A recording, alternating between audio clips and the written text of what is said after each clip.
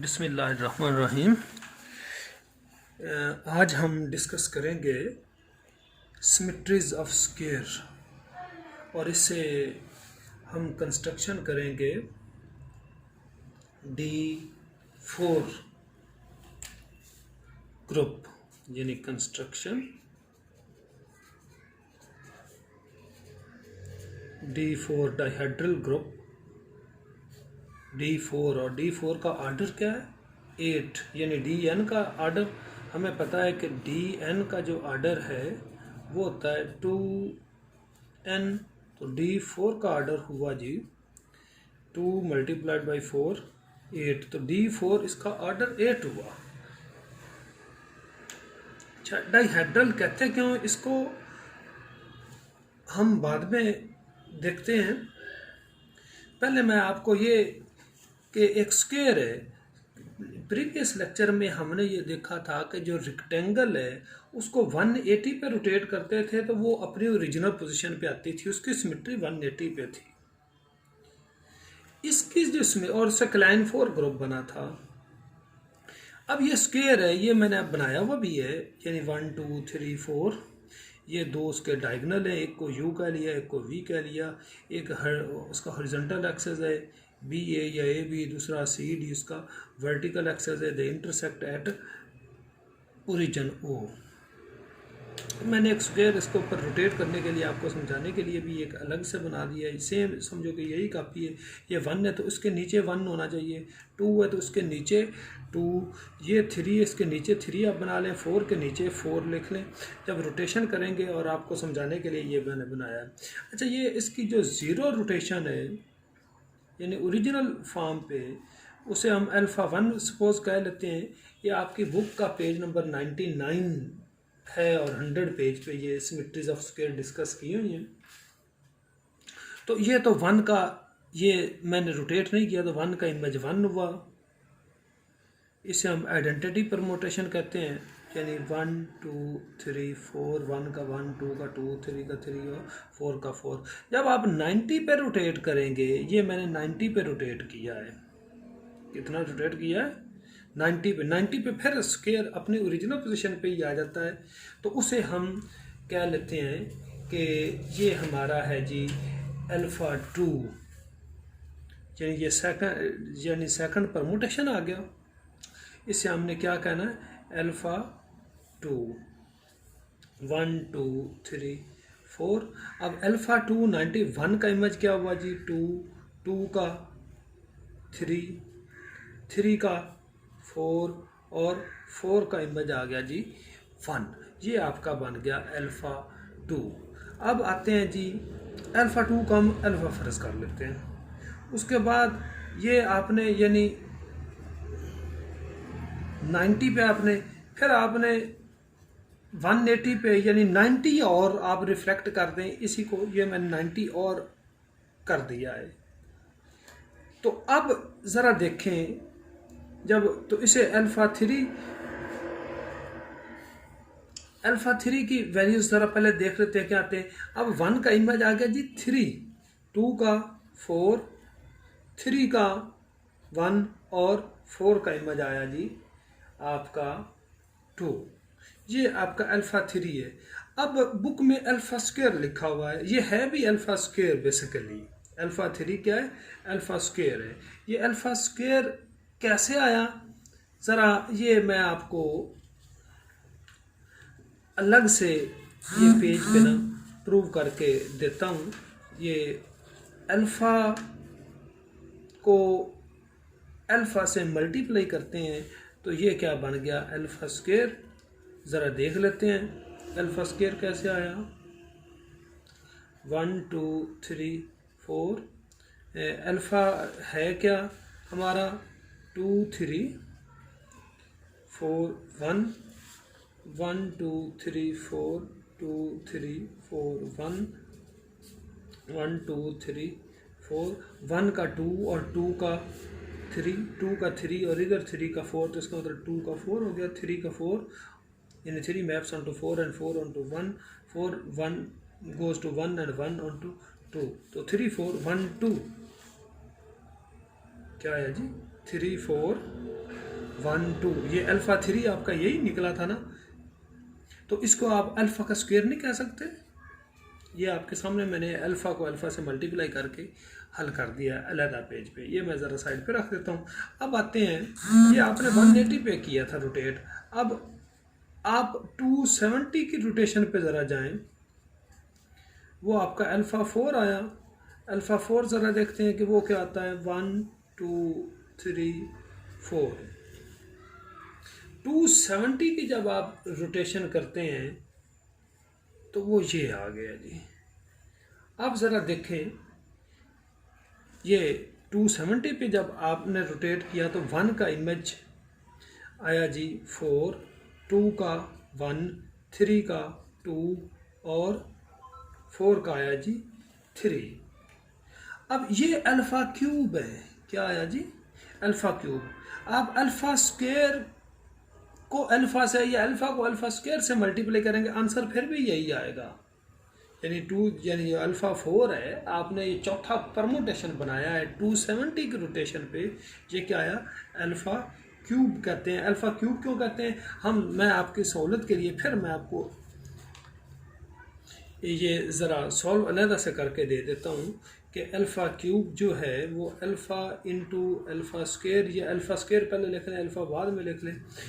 ये alpha square है जी 1 2 3 4 3 4 1 2, ये अल्फ़ा स्क्वायर है मल्टीप्लाइड बाई अल्फ़ा 1 2 3 4, और अल्फ़ा है 2 3 4 1, ये अल्फ़ा के हैं। तो ज़रा चेक कर लेते हैं 1 2 3 4, 1 का 3 और 3 का इधर 4 आ गया, 2 का 4 और 4 का 1, 3 का 1 और 1 का 2 और 4 का 2, इधर 2 का 3। तो ये अल्फ़ा क्यूब जो है वो भी यही आ गया, अल्फ़ा स्क्वायर को अल्फ़ा से किया, और आपने जो 270 पे चौथा परमुटेशन लिया वो भी यही आया। तो इसका मतलब अल्फ़ा 4 को आप अल्फ़ा क्यूब कह सकते हैं। ये 101 पेज पे जो मेरे पास बुक है उसमें थोड़ा सा ये रॉन्ग लिखा हुआ है, इसको ज़रा आप करेक्ट भी कर लें कि ये परमुटेशन आपका एग्जैक्ट है अल्फ़ा 4। यहाँ तक हो गया। अब आप 360 पे रोटेट करते हैं, यानी एट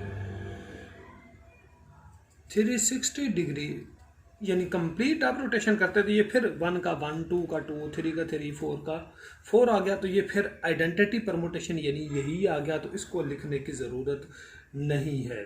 यानी इसका मतलब ये हुआ कि अल्फ़ा की पावर 4 जो है वो फिर आइडेंटिटी यानी यही आ गया।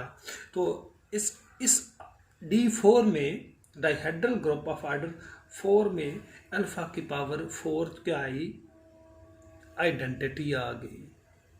ये रोटेशंस आपकी पूरी हो गई, यानी स्क्वायर को आपने 4 दफ़ा रोटेट किया ना। पहले 0 पे तो आइडेंटिटी हो गया, 90 पे अल्फ़ा आ गया, या अल्फ़ा 2 को हमने अल्फ़ा किया, फिर 180 पे आपने रोटेट किया अल्फ़ा 3 और अल्फ़ा स्क्वायर, फिर 360 पे किया तो अल्फ़ा 4 यानी चौथा परमुटेशन आ गया। लेकिन उसको अल्फ़ा क्यूब हमने नाम दिया। अल्फ़ा क्यूब क्यों कहा गया, क्योंकि अल्फ़ा और अल्फ़ा स्क्वायर को मल्टीप्लाई करें आंसर फिर भी यही आता है। और उसके बाद 360 पे आते हैं तो ये फिर ओरिजिनल बन जाता है। तो ये रोटेशन अब आपकी, अब जितनी मर्जी रोटेट करते जाएं, आप इन्फिनिट टाइम रोटेट करेंगे, आंसर आपका इन चारों में ही आना है। ये मेरा ख्याल है आपको अच्छी तरह समझ आ गया होना है। अब आ जाते हैं इसकी जो रोटेशन है, हॉरिजॉन्टल रोटेशन। हॉरिजॉन्टल रोटेशन इसका जो डायगोनल है हॉरिजॉन्टल AB, वर्टिकल है CD। अब इसको मैं दूसरे पेज पे करता हूँ कि यही स्क्वायर है इसकी जो, चलो यहीं पे ये कर लेते हैं कि horizontal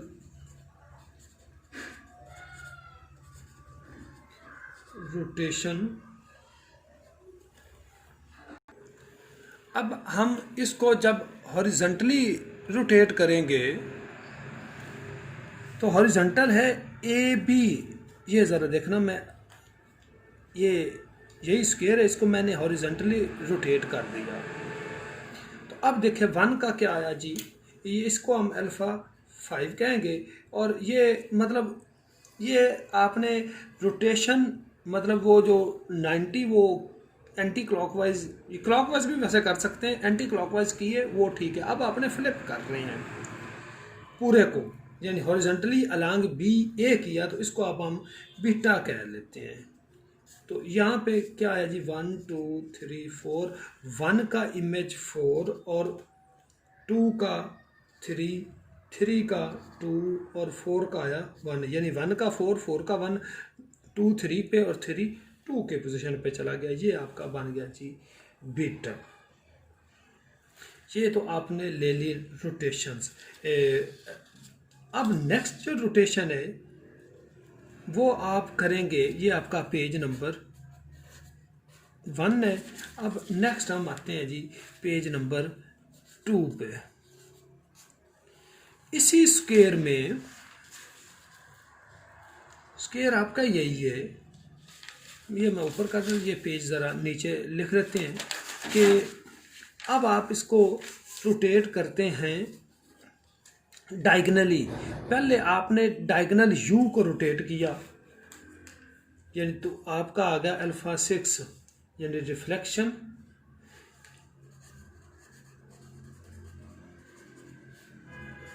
along the diagonal you, यानी ये वाला जो डायगनल है आपका, इसको जब रोटेट करेंगे तो 1 और 3 इंटरचेंज होंगे, 2 और 4 का तो सेम रहा।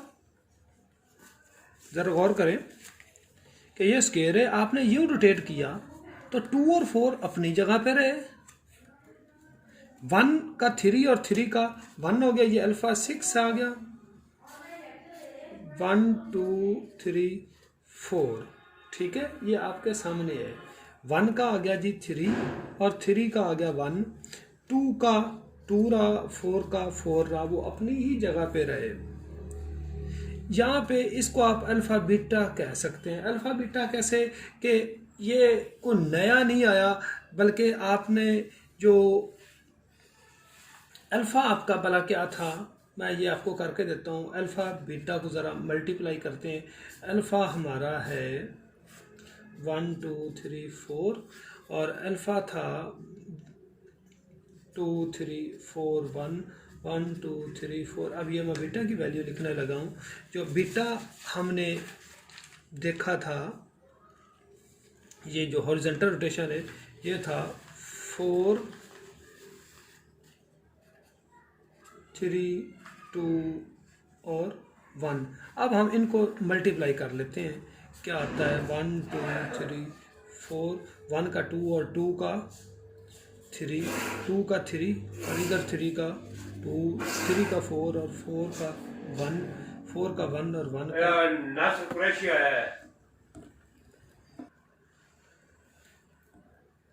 इसके बाद हम इसकी जो रिफ्लेक्शन लेंगे वो लेंगे जो अलांग डायगोनल V, ये आपका V डायगोनल है। अब लेते हैं रिफ्लेक्शन अलांग डायगोनल V, इसको हम अल्फा 7 कह लेते हैं। ये V के अलांग जब रिफ्लेक्शन करेंगे तो इसमें 2 और 4 चेंज हो जाएंगे। ये देखो 1 3 सेम रहा, यानी 1 2 3 4, 1 का 1 और 3 का 3, ये तो सेम है। 2 का हो गया 4 और 4 का हो गया 2। तो अगर आप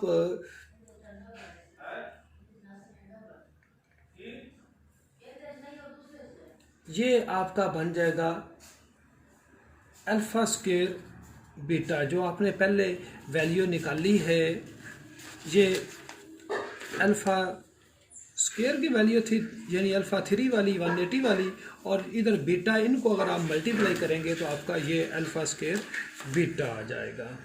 ये हो गया जी आपके 7। अच्छा, अब लास्ट आपकी जो रह गई है वो है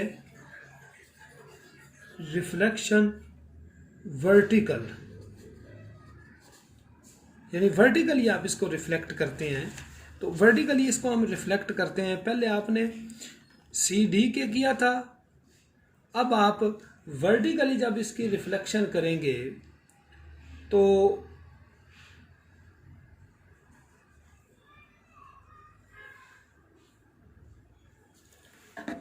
अच्छा ये थोड़ी सी आपको मैं करेक्शन करा दूं, डायगोनल वी मैं थोड़ा सा पहले बता दिया है, ये डायगोनल वी के करेंगे तो 1 और 3 सेम रहना है, तो 2 4 की जगह और 4 2 की जगह पे आ गया। ये इसको आप अल्फ़ा क्यूब बीटा कहेंगे, क्या कहेंगे, अल्फ़ा क्यूब, और बीटा से मल्टीप्लाई करेंगे तो आपका रिज़ल्ट ये आएगा।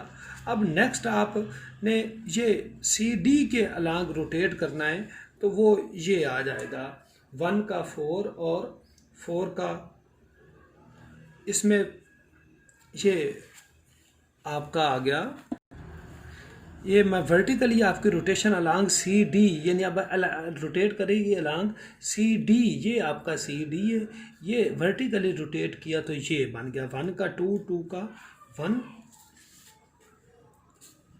1 2 3 4, 1 का आया जी 2 और 2 का आया 1, 3 का 4 और 4 का 3, ये आपकी वर्टिकल रोटेशन है।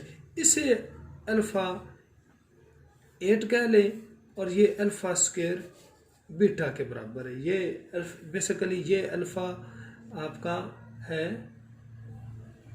ये 8 है, ये अल्फ़ा 7 है, आपकी बुक में लिखा, ये मैं पहले बता चुका हूँ, ये मैंने आपको बाद में बताया है। तो ये आपके मतलब एलिमेंट्स 8 आए। वैसे तो अल्फ़ा 1, अल्फ़ा 2, अल्फ़ा 3 से अल्फ़ा 8 और अल्फ़ा 1 को हमने क्या कहा, ई का, अल्फ़ा 2 को हमने अल्फ़ा कह दिया, अल्फ़ा 3, ये अल्फ़ा 4 को आपने अल्फ़ा क्यूब, अल्फ़ा 5 आपका बीटा है, अल्फ़ा 6 आपका है जी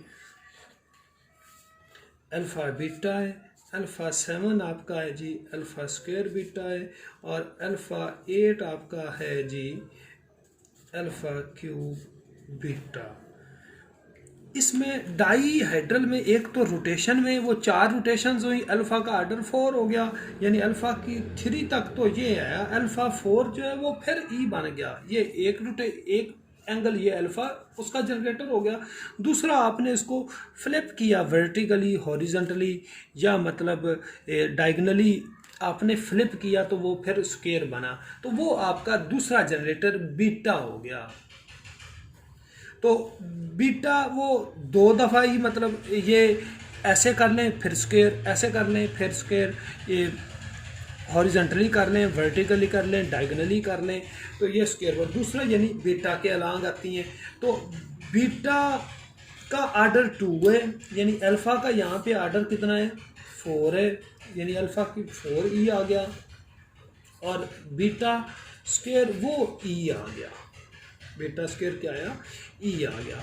तो अब आपका जो एलिमेंट है ये ग्रुप क्या आया कि ई alpha, alpha square, alpha cube, और दूसरा फिर बीटा, फिर ये बीटा का इनसे प्रोडक्ट आ गया, यानी अल्फ़ा बीटा, फिर आ गया अल्फ़ा स्क्वायर बीटा, और फिर आ गया अल्फ़ा क्यूब बीटा। तो ये एलिमेंट्स अगर काउंट करें तो 1 2 3 4 5 6 7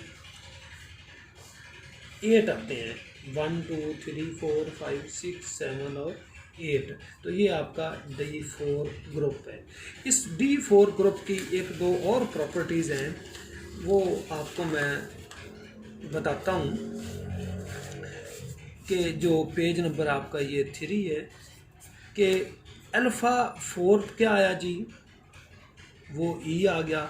इसका मतलब ये हुआ कि अल्फ़ा इंटू अल्फ़ा क्यूब वो भी ई हुआ, तो अल्फ़ा का जो इन्वर्स है वो अल्फ़ा क्यूब हुआ। अब बीटा स्क्वायर अगर आप करेंगे, बीटा को बीटा से मल्टीप्लाई करेंगे तो वो ई आएगा, इसका मतलब बीटा का आर्डर 2 आया, बीटा का आर्डर क्या आया जी 2, तो बीटा स्क्वायर किसके इक्वल आया ई, तो बीटा बीटा ई, तो इसका मतलब बीटा का जो इन्वर्स है वो भी बीटा हुआ। यहाँ पे एक आपने और प्रूव करना है कि अल्फ़ा बीटा जो है वो बीटा अल्फ़ा इन्वर्स के बराबर है। अल्फ़ा का इन्वर्स मैंने आपको बता दिया वो अल्फ़ा क्यूब है, अल्फ़ा का इन्वर्स यहाँ से क्या होगा अल्फ़ा क्यूब। तो बीटा अल्फ़ा बीटा का और आंसर आएगा, बीटा अल्फ़ा इन्वर्स का आंसर और, तो यानी बीटा अल्फ़ा इन्वर्स है तो अल्फ़ा इन्वर्स अल्फ़ा 3 है, तो इसका मतलब बीटा अल्फ़ा बीटा किसके इक्वल है, बीटा अल्फ़ा क्यूब के इक्वल आया। अब जो बीटा अल्फ़ा है वो किसके इक्वल आएगा, वो आएगा अल्फ़ा क्यूब बीटा। ये एक तो आपने थोड़ा सा साबित करने की कोशिश करनी। एक और मैं आपको रिजल्ट बता दूं, आपने ये खुद करके देखना है कि alpha beta is not equal to beta alpha, alpha beta is not equal to beta alpha. मैं अल्फ़ा बीटा को ज़रा मल्टीप्लाई करता हूँ, 1 2 3 4, 1 2 3 4। हमारा अल्फ़ा था जो हमने अभी निकाला है वो है 2 3 4 1, और बीटा है 4 3 2 1। अल्फ़ा बीटा का जो आपका आंसर आया था 1 2 3 4 वो है जी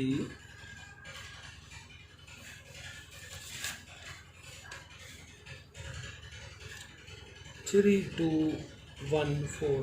अब इस तरह बीटा अल्फ़ा को करेंगे तो वो आंसर ये नहीं आएगा, तो इसका मतलब ये कम्यूटेटिव नहीं है, ये अबिलियन ग्रुप नहीं है।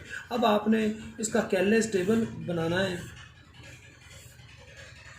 इसकी मैं डिटेल आपको पहले भी आपको मैंने सेंड की हुई है, अगर नहीं हुई तो मैं दोबारा कर दूंगा।